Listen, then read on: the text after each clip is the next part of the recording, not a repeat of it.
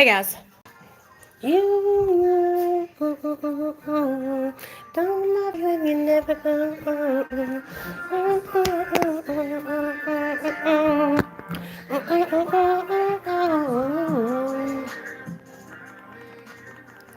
Okay.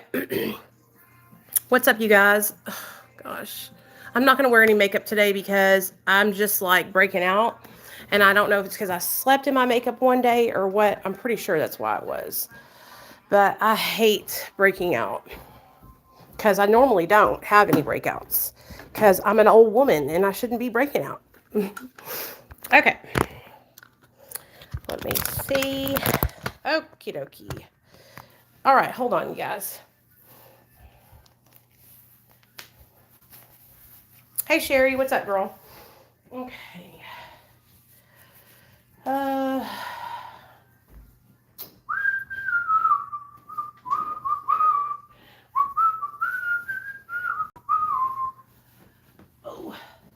Okay.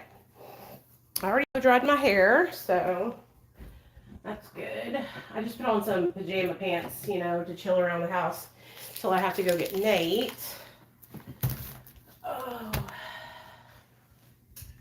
Let me put my rings on because I put my lotion on.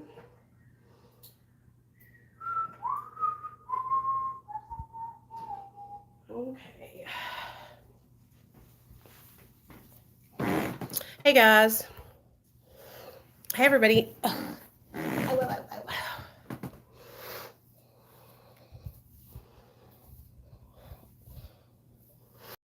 Okay. So we have a family member who's having a struggle right now. They're triggered. And so I thought I would go live and talk about it. So that's what we're going to do.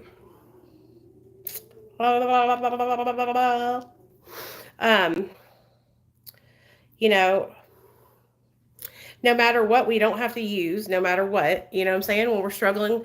Hey, Emery, will you go let them know that we're live? And I'm going to share this video over to Facebook. Oh.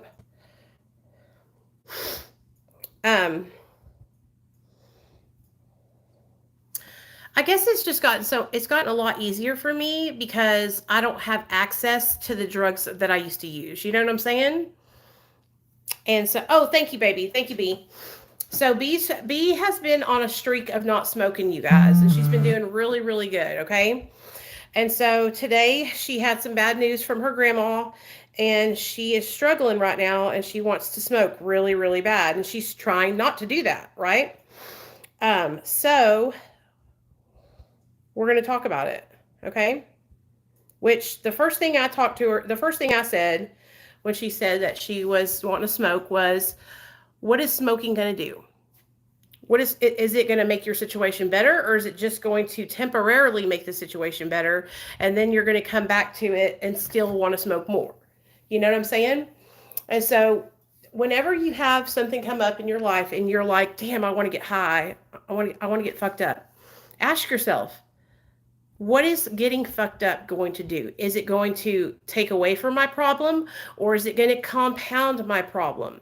Now, this is going to take some, some emotional maturity and there's some emotional sobriety to be able to do that, because those are not the first thoughts that pop into your mind when you're triggered, right?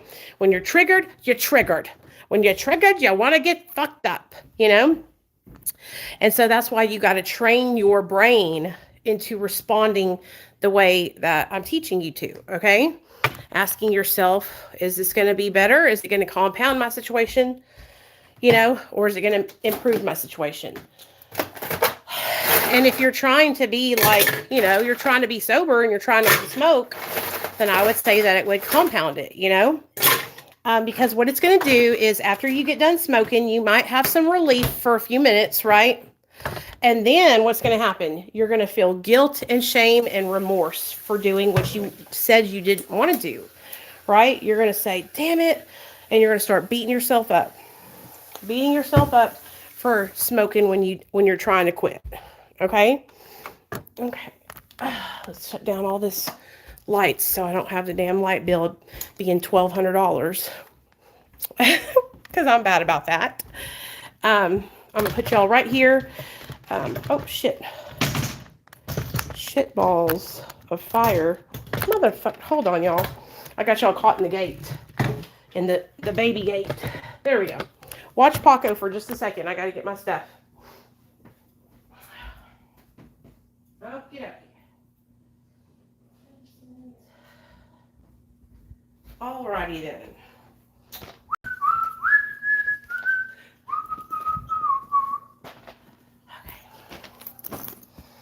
Alrighty. I don't know if you can see Paco or not, but oh well. Do you know what I'm saying? It's hard. It's not easy to think before we do things, especially when we've spent so long doing things without thinking, right? That's what we did all through our addiction, was do things without thinking. Do things aimlessly, okay, and blindly. All right? I took the very little I had and threw it out. Yeah, that's what you got to do. That's what you got to do. Removing yourself from those substances is going to be the most important thing you can do.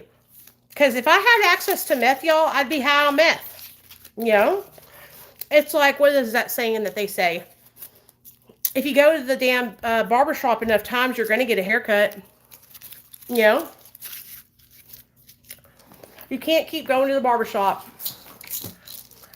and expecting not to get a haircut. You know? So, good job for you.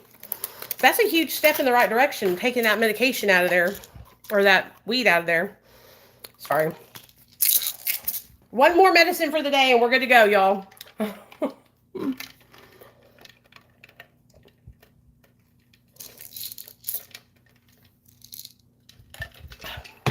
I got to get blood pressure medicine next, which I'm absolutely dreading. I don't want to have to take blood pressure medicine, you know? So, that's what I want you to do, okay? Abby, I want you to, next time you have the thought to want to use, okay? I want you to ask yourself the question, is this going to make my situation easier, better, or is it just going to compound the situation? How am I going to feel after I drink, smoke, or shoot up, or whatever the situation might be? How am I going to feel after, right? Now, like I was saying, this is going to take some sort of emotional sobriety. So you're going to have to pause, right? Instead of just doing things off the cuff like we would normally do, you got to say, hold up. I need to think this through, you know? It's easy to just like do things like without thinking, because that's what we practiced for so many years in our active addiction, was to do things without thinking, okay? Sorry, I have to post for this therapist, so please excuse me while I do it.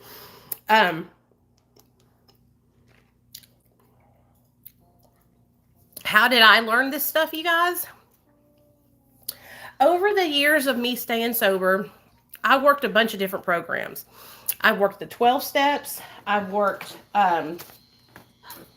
MARA. I've worked I've looked at refuge recovery. I've looked at a bunch of different 12-step meetings and stuff like that. And what I have learned over the years is just little things that I put together into practical action that have worked for me. And I think, hey, you know what? Maybe they'll work for you guys. That's why I share them with you guys over here on my channel. Impulse control. That's exactly what it is, baby. Good job, Melissa. Because, you know, when we have drugs and alcohol in our brain, those drugs and alcohol are actually what's affecting our impulse control. They're affecting that part of our brain. Okay?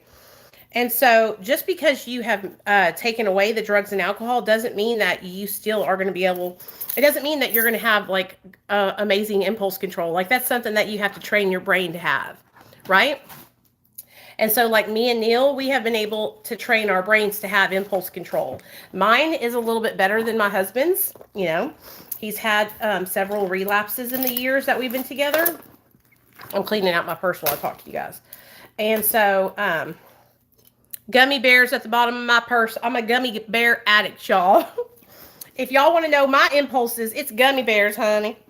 I can't stop eating them damn Haribo or whatever they're called, gummy bears. So, learning to control our impulses, man, it ain't easy. So, when you're taking opiates, you guys, 72 hours is whenever they are out of your system. Drug test wise, right? I mean, they could still, depends on what opioid it is. If it's a long acting opioid like methadone or Suboxone, it could be days or a week before you are completely out of the clear from those medications. You know what I mean? But like I said, just because you don't got the drug in your body no more doesn't mean that you're still going to be able to control your impulses. That's something you have to train your brain to do, remember?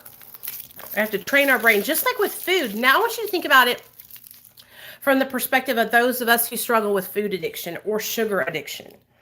Okay? These are substances that you have to have every single day. Food is a substance that we have to live, okay? And it's going into our brain every day, giving us that dopamine hit, right?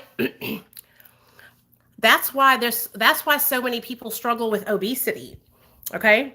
That's why there's these new medications out that are basically like MAT treatment for your eating disorder.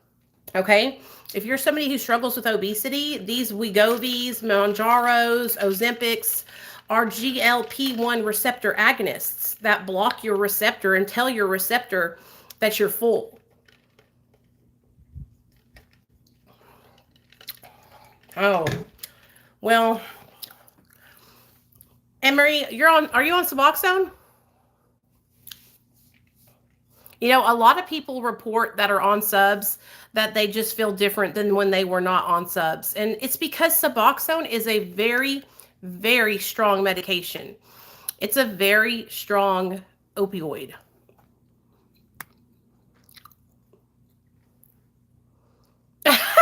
Chocolate. So can it help with binging? Ashley, absolutely, girl. Absolutely. It's actually, so I have binge eating disorder. I don't throw it up, but I eat it like a motherfucker. I like to starve myself during the day and then binge at night. I don't like to do it. It's just something that I do. And I've been working on it. And I haven't binged in a long time. I'm really proud of myself. I'll have a slip every now and then, but for the most part, I've been binge free.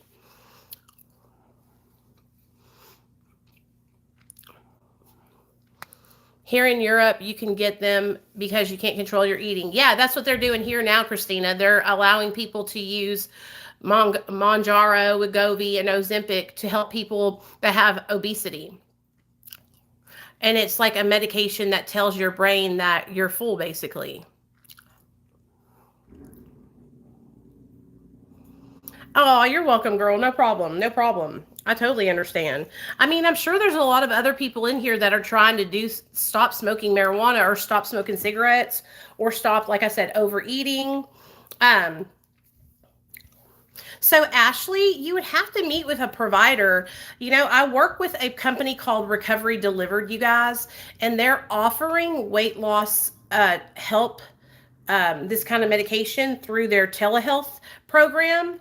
And so you could go on to Recovery Delivered and ask them if they do it, if they have providers in your state that could, you know, that you could see and talk to. I don't know enough about it to really tell you all that information. But whenever I talk to my doctor about it, I will relay everything I learned from him back to you guys, of course. Okay. And you guys got to understand, those of you guys that live in Europe, y'all have to understand that here in the US, we're basically set up for failure. Everything that's put into our food is to like make us addicted to food and sugar. Okay, a lot of the things that we're allowed to eat here in the United States, you guys are not allowed to eat there. They have outlawed it in your country. Okay, because Europe actually cares about the citizens that live there. The United States of America does not. They're literally trying to kill us with our own fucking food. Okay, So it's really easy to get addicted to food because of all the bullshit that the United States pumps into our foods. Yeah. The food that we eat here, a lot of it is outlawed in Europe. Y'all didn't know that? Yeah, it's outlawed there. They don't allow it there because they don't want to kill their people.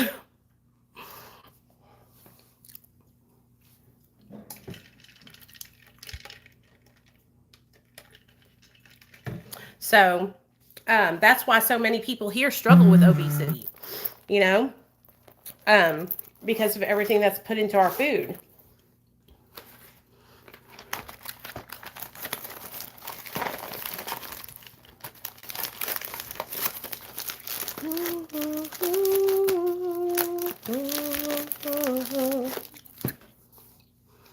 I wish it wasn't like that, you know, but it is. I've lost 70 pounds without intense diet, slowly but surely. That's awesome. I'm more of an undereater. Don't hate. It's nothing to envy. I wish I was like that.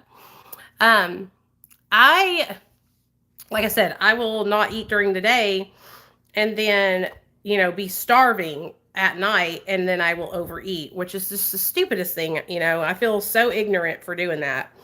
And it was because I was watching these YouTube channels, right? So I'm watching these YouTube channels, and on the YouTube channels, they were doing this one meal a day OMAD.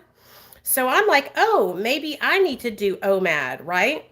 And so I'm following these people. I'm doing the OMAD diet, and I'm noticing that like I'm not losing a pound, you guys, a fucking pound. It was super fucking depressing, you know? Because I'm like, what is wrong with me? Is there something wrong with me? So then I went to the doctor for my thyroid. So for those of you guys that don't know, like thyroid problems run in my family. All my sisters and my mom have messed up thyroids. So we all have fucked up thyroids. I have to go to see an endocrinologist because my doctor is a man and he doesn't know anything about anything. So I have to go to see another doctor. Yeah, both sides are hard. Yeah, absolutely.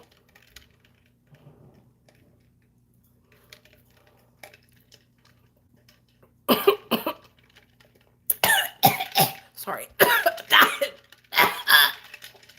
Choking on my water. There we go. Okay, sorry, y'all. Oh, do you, Paige? Oh, hey, Paige, what's up? Hey, guys, Paige wanted me to ask y'all a question. Does anybody else here have any issues with their thyroid and being on Suboxone? Does anybody have any issues with that? If you do, let us know.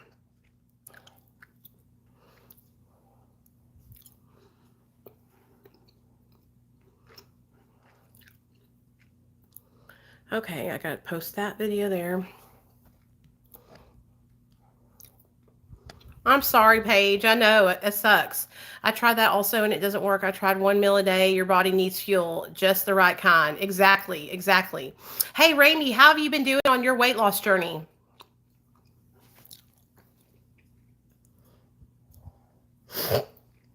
Because Raimi's like me. He's struggled with his weight for a while, like I have. Like, I feel like this has just been something that I've always struggled with since I was like, God, a teenager, you know? When I was younger, of course, it wasn't a struggle, but when I got to be like a teenager, it was like I love to eat and my family loves to celebrate with food.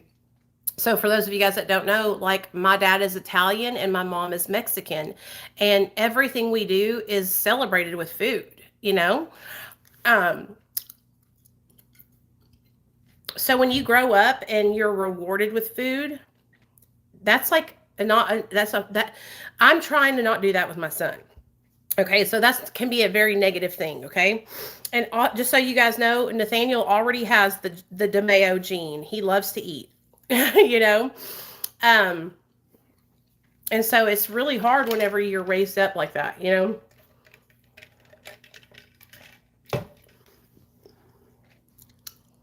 But like this morning, I had oatmeal, so I'm good to go.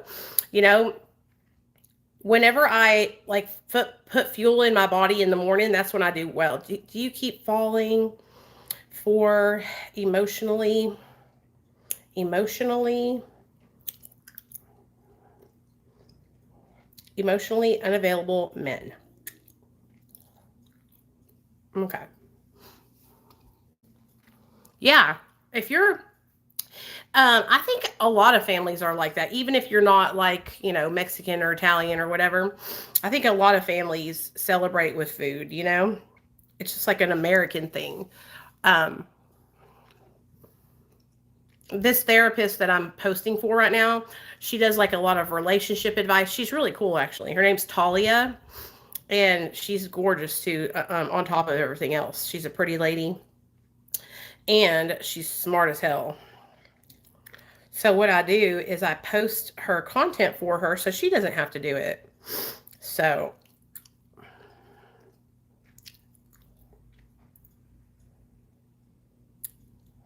there we go. And then I post for her another therapist that's like, he does therapy for like narcissism. He like talks about that stuff a lot, narcissism and stuff. And then I post for Dr. B, of course. And then another doctor, she is like a skin doctor. Um, she does like Botox and all that kind of stuff, but she's a doctor, not just an injector. She's like a legit doctor. She's real smart. Um, and so all day long, I get to like, learn from them while I'm posting their stuff. So I'm getting smarter and smarter by the day, motherfuckers. Okay, I cleaned out my purse, so.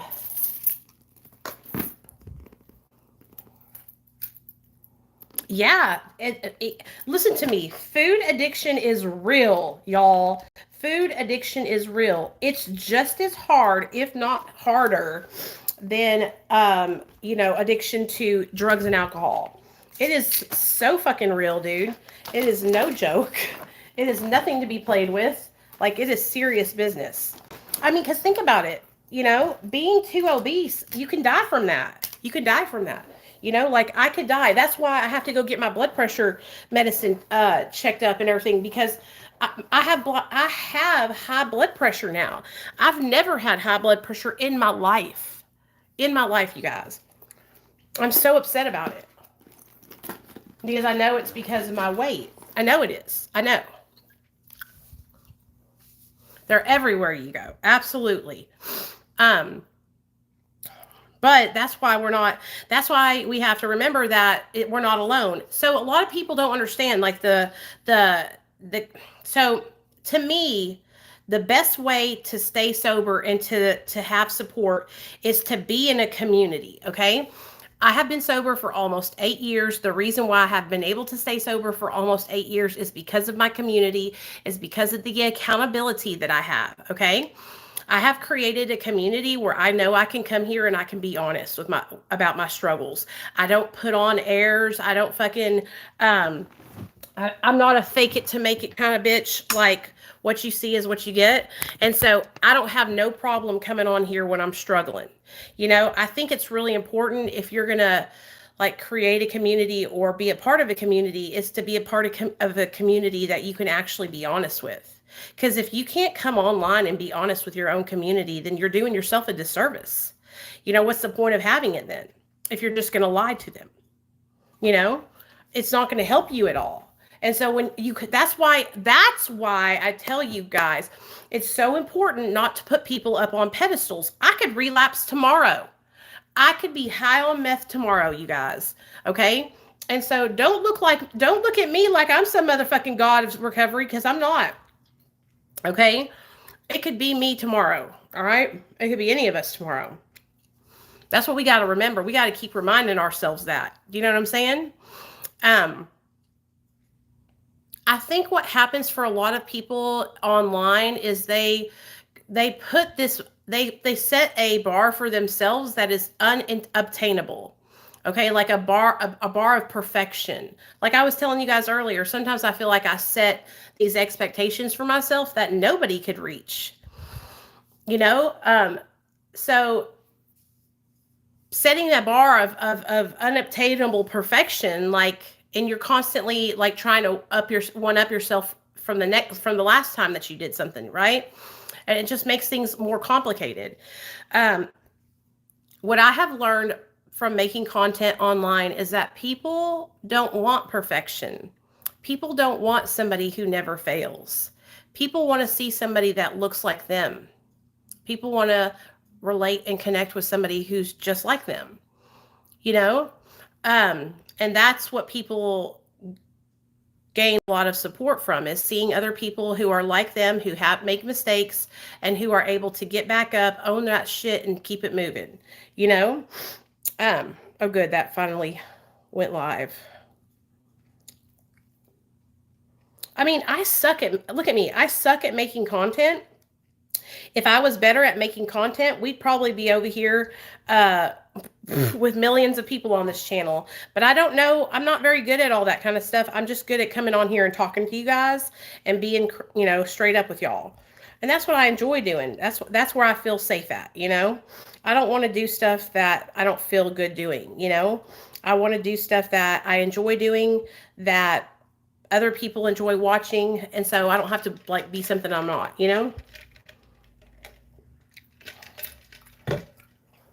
Okay. I got to post for one more guy.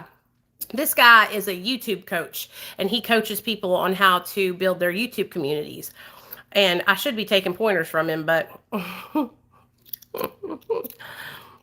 I get stuck in my ways. Like, I like things to be a certain way. And once I get to that point, I just stay in that rhythm. Do you know what I'm saying? I don't like getting out of my rhythm because, I don't know, I just like to be... I like the repetition because I feel safe in that repetition. Do you know what I'm saying? So stitching on addiction. Yeah, baby. Oh my God. The damn pandemic is what ruined me. Okay. If it wasn't for my YouTube channel, I probably would have been on my 600-pound life. Okay. Because during the pandemic, the thing that saved me was you guys. I was going live every single day, Monday through Friday, going live doing meetings because there was no meetings and people were relapsing. So I was like, I'll do them. I'll do the meetings. And we had a blast, dude. We had so much fun during 2020. It was a good time.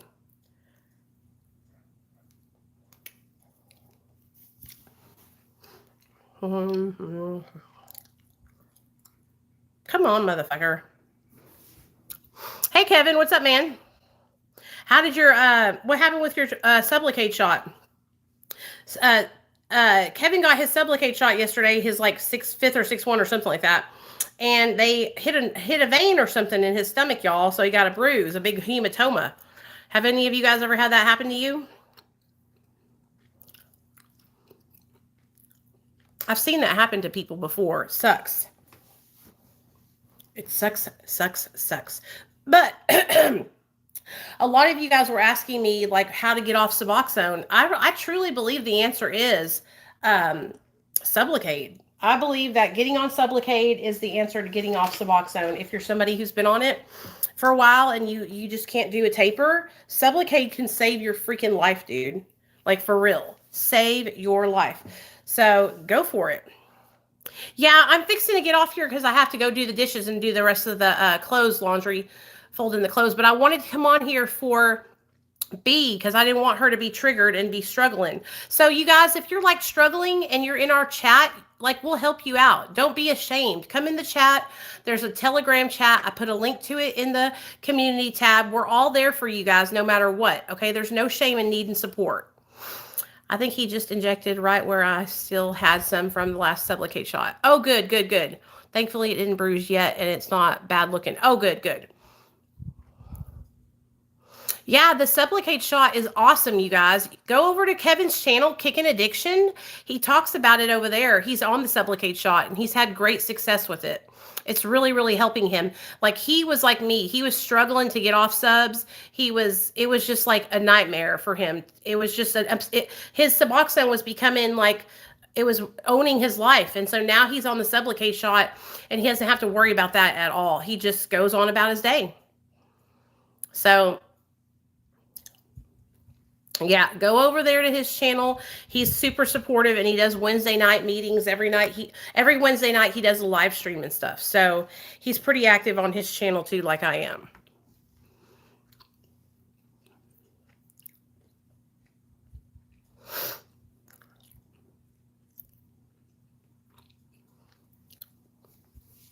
Yeah, Suboxone can get to be like a owning your life. I feel like that's how my husband is. Like it's kind of like his obsession. You know what I'm saying? Like it, but for me, that's a healthy thing because my husband has been an opioid addict for so long. You guys, I just don't think he'll ever get off of it. You know? Oh, we're talking about kicking addiction, Mary. He's right below you. You're welcome, Kevin. Um, Kicking addiction. So if you guys haven't gone and subscribed to his channel, go subscribe to his channel. I'm gonna wrap this live up. I just wanted to come on and let you guys know I love you guys. You're supposed to really not have a withdrawal, Emery. It's supposed to just leave your system slowly but surely over time. Go check out his channel. And I will be live tonight, 6 p.m. Central Standard Time. We'll be talking about triggers, how me and Neil were able to overcome the trigger of syringes. And now we have to give our dog insulin shots, which is a huge thing to overcome. And so I hope you guys will come hang out with us, okay? All right. Okay. Love y'all. Okay, Melissa, yeah, message me. All right. Love you guys.